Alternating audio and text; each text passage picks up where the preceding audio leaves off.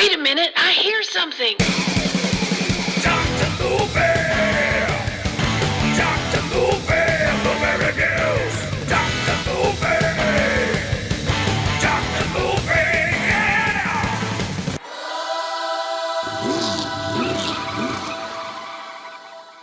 Hey, what's going on, everybody? Long time no see. Yes, I've had to take a break.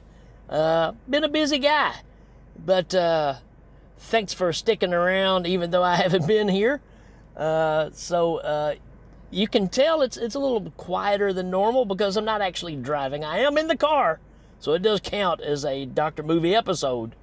So in case you don't know that, this show is based around me doing podcast or reviewing movies while driving to work because I'm in a car a whole lot. Matter of fact, I recently got a new to me car, and I bought it in April. It is now getting close to the middle of July here. Well, not even mid, really, are we? I don't even know what day it is. What day is it? Phone? If I only had a device that could tell me. July the 8th. I've already got almost 11,000 miles on it just from the time I purchased it a couple of months ago. So yeah, I'm on the road a lot. And had a little bit of downtime, been extra busy. And there's a lot to talk about. We recently, me, myself, and Danny Bennett, you know, my co-partner on Hail Ming, and Shannon Story, good buddy of mine, and Jesse, his son, Jesse Story. We all went to Texas Frightmare, which we kind of do every year. And I was going to kind of do a review of that real quick. It was, of course, packed. And we saw possibly the worst movie ever while there. More about that as we go on.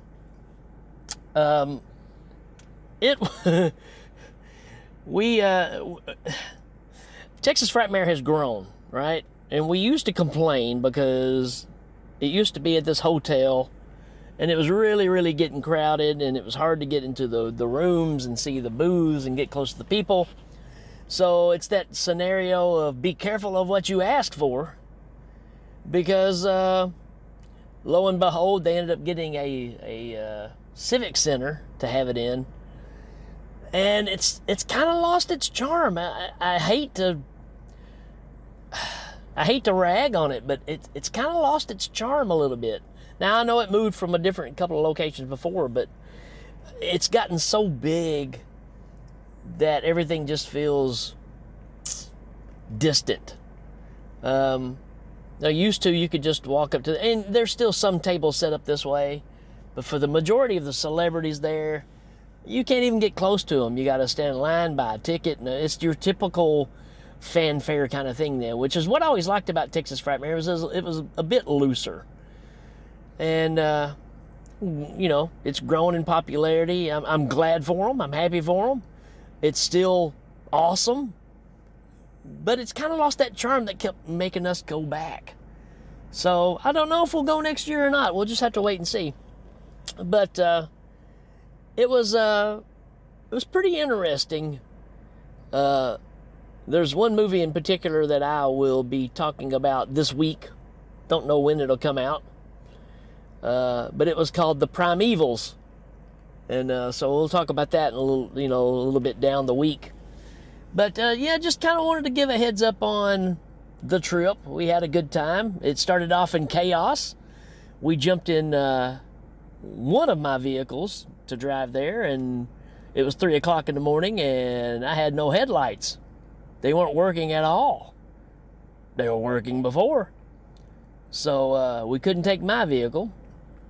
Danny had kind of locked his vehicle where he couldn't get back into it, so that was kind of an issue. We stayed up most of the night trying to figure that one out.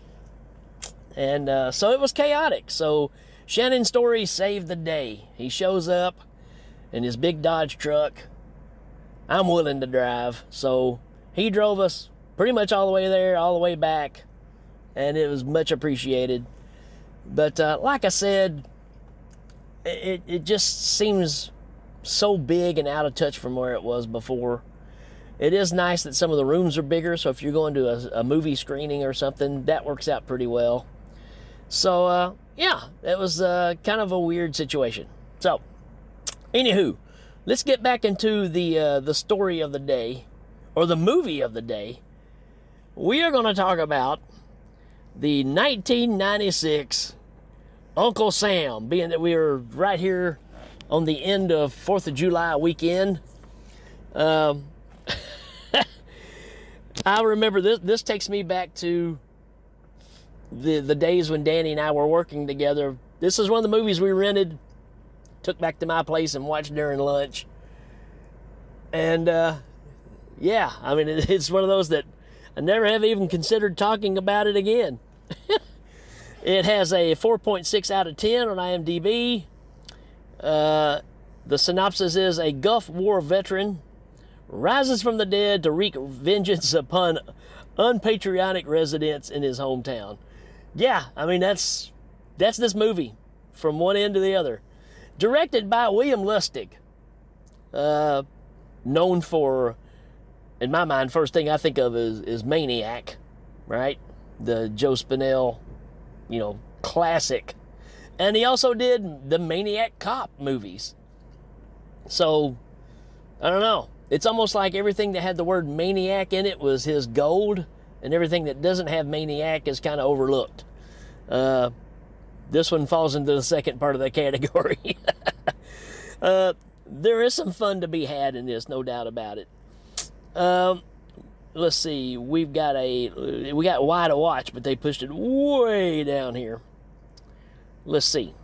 Okay, Why to Watch. It's intense, harsh, and horrific. Yeah, I don't think that way on that one. Let's see.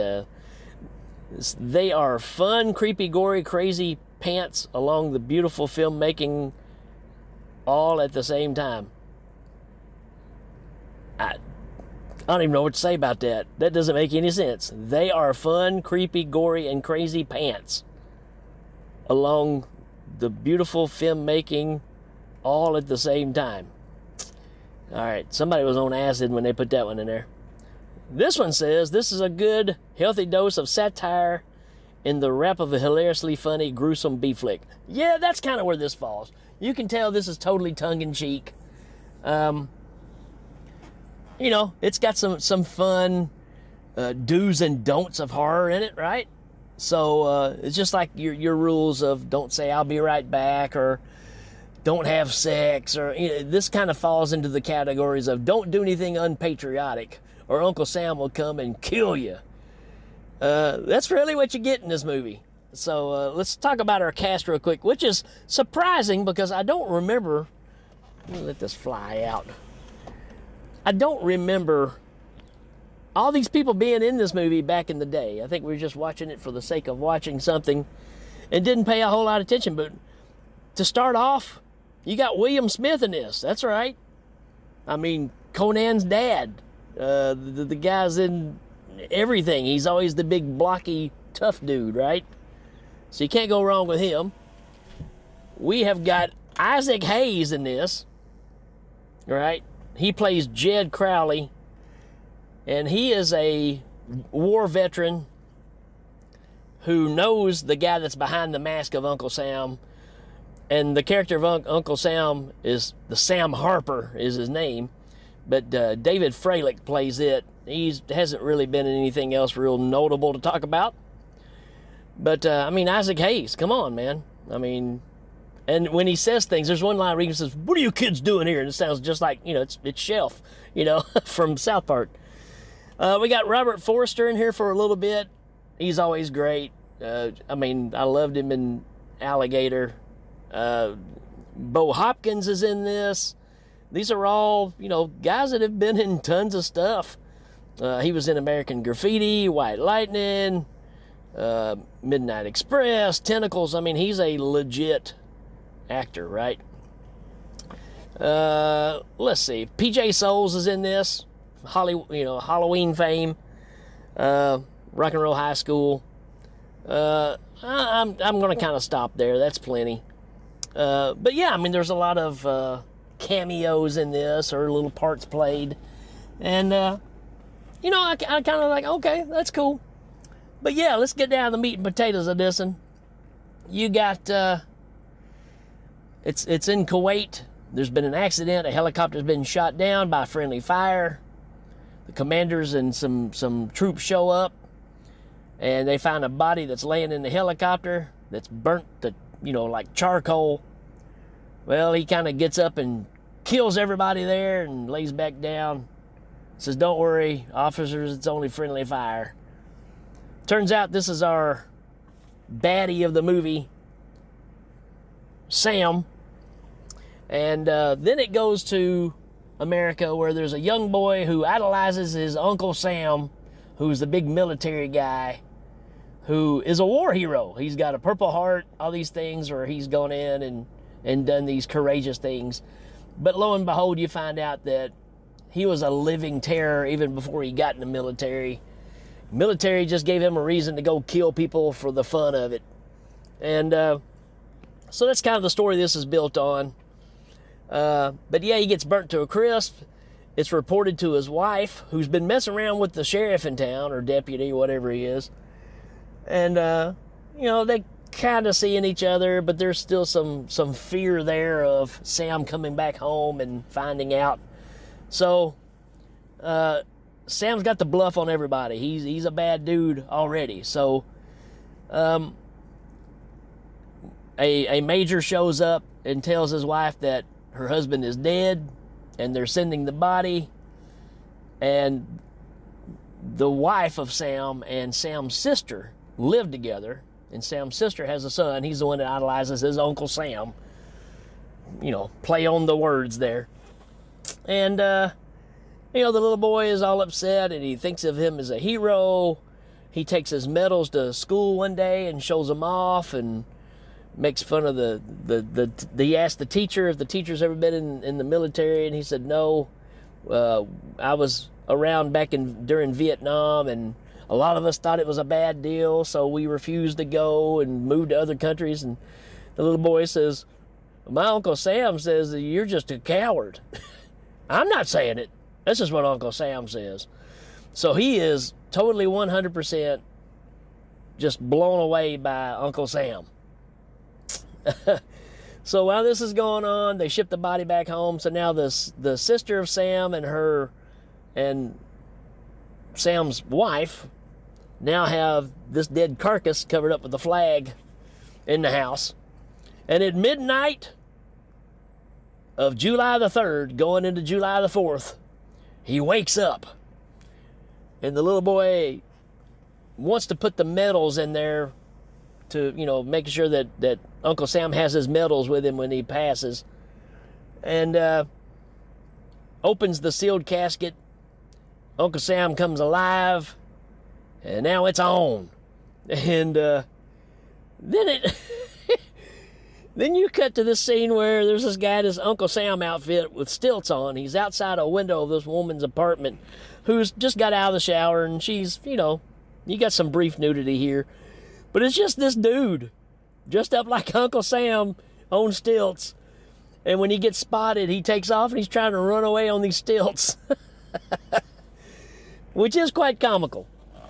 And then you get our Uncle Sam showing up with a pair of hedge trimmers. And the dude falls down on the stilts. He can't get up because his feet are still attached. Uncle Sam rips his outfit off of him and then stabs him in the face with these shears, right? So now here you go, right? Now we've got our costume. So you're building an iconic bad guy here within 30 minutes of the film. So from this point on, he's dressed like Uncle Sam and going around and killing people. I mean, the teacher, he goes after him because he's a coward.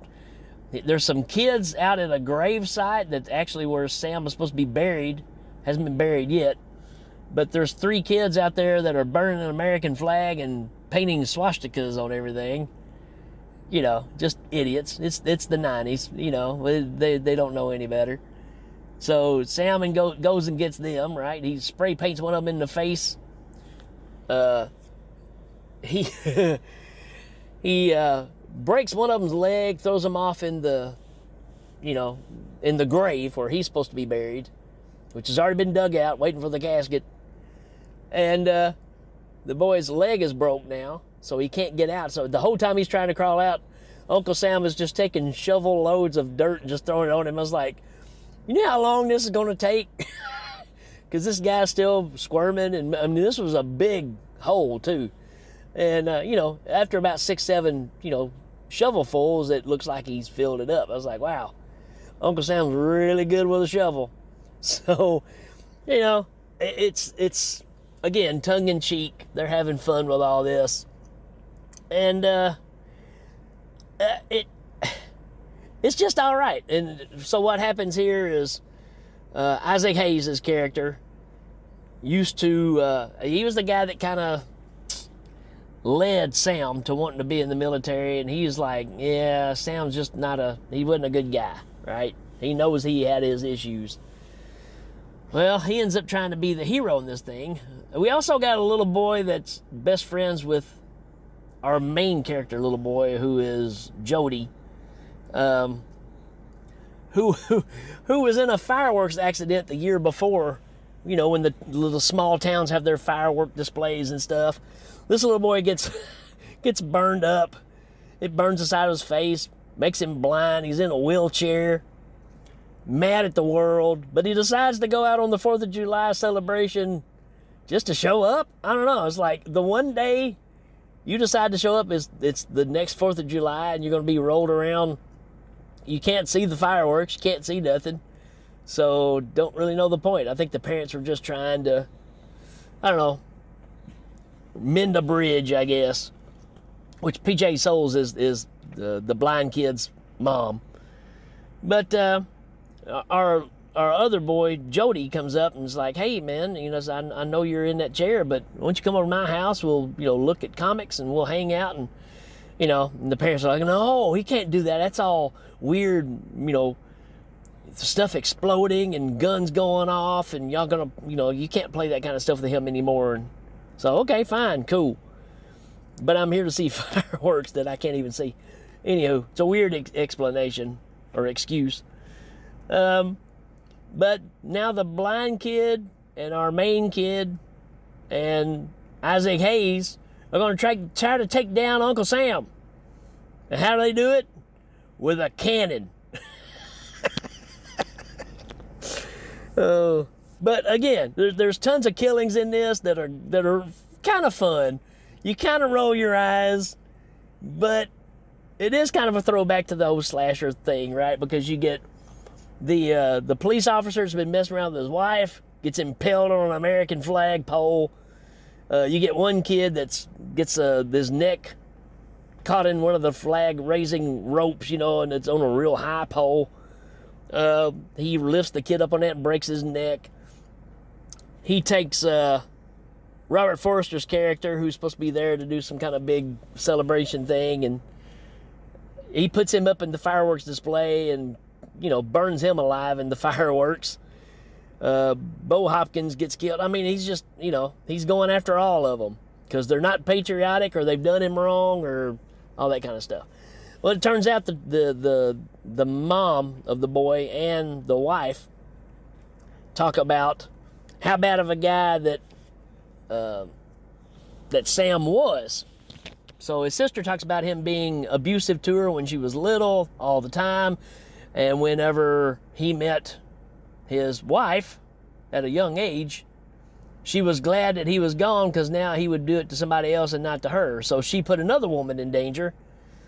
But apparently they fixed that bridge, but they were both terrified of him even after death, which kind of leads to the story. And this is the breakdown of Jody being such a fan of Sam and now saying, wow, we got to get rid of this guy.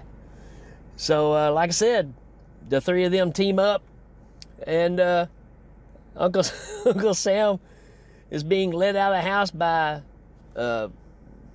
his nephew, Jody, and, They shoot him with a cannon, and it ends up setting the house on fire and all this kind of stuff, and nobody's worried about that. And the first one doesn't quite do it, so we got to reload the cannon. And my lighter won't hardly light. Isaac Hayes is fighting with the lighter, trying to get it to light. And, it ends like you think it's going to end. Yeah, we're gonna shoot the cannon, and it's going to kill him. So there you go. That's kind of Uncle Sam in a nutshell. Oh, you get the ending, which kind of has and there's a reason why. At the very end of it, you see Jody look at his mom, and he smiles real evil, and then the screen cracks and crumbles away like it's glass.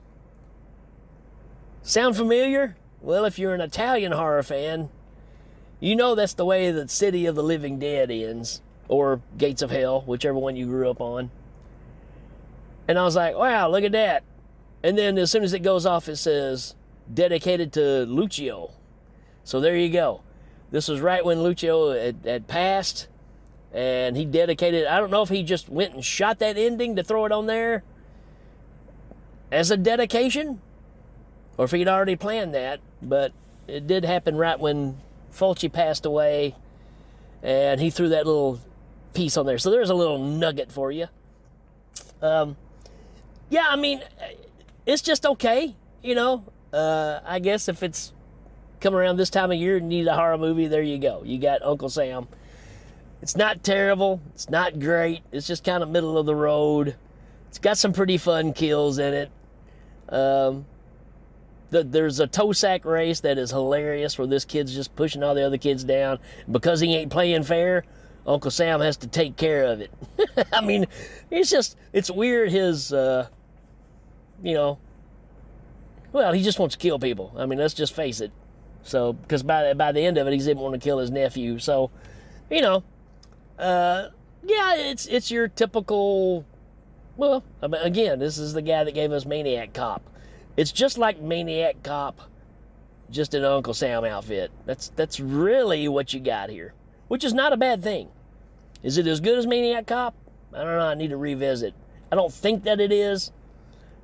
Being that this is 96, which is just kind of a valley of disappointment in horror movies. I don't know. This one's still got some fun to it. So you can check it out. It's on Tubi for free. So there you go. All right, folks. That's gonna be it for this one. We will. Oh, I didn't rate this one, did I? Let's give it a 3.5 out of 5. Just kind of middle of the road, right? I guess actually a little better than middle of the road. Not a 4.